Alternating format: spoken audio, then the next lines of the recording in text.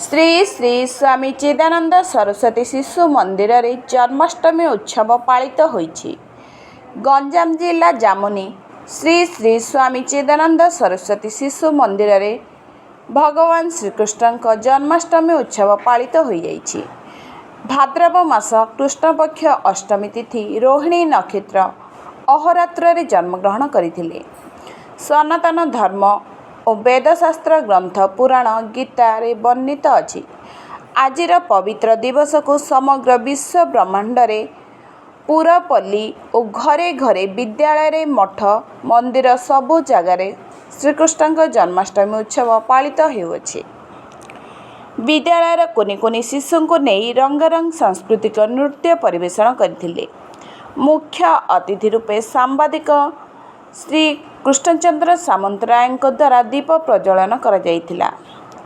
विद्यालय रे शिशु प्रारंभ श्रेणी ठारू अष्टम श्रेणी पर्यंत शिशु माने विद्या अध्ययन करती।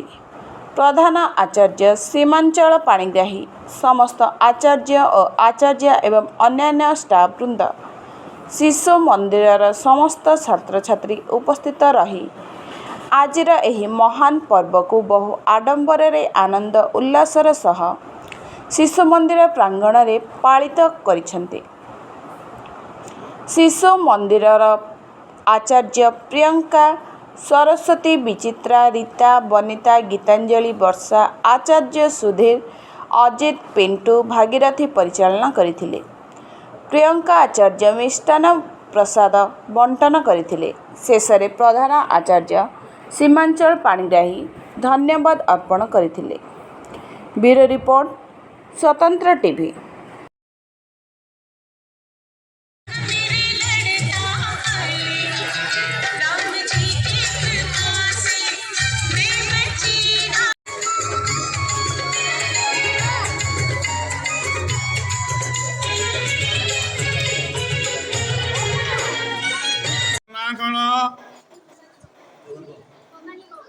को क्लास रे पढ़ुछ?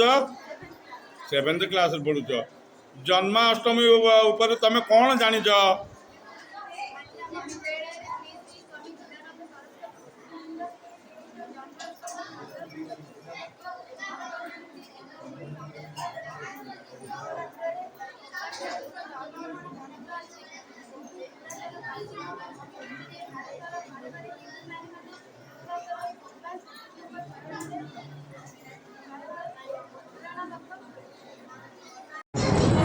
आपन परिचय?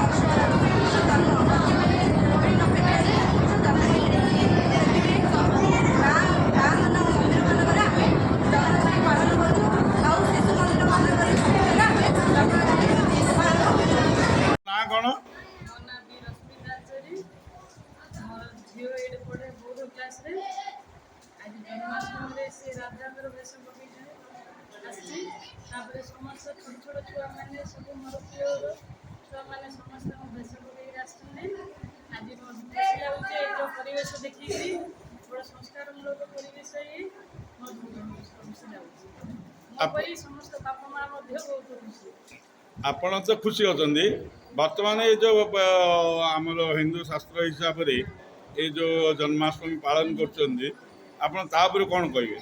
आपणकर परिचय?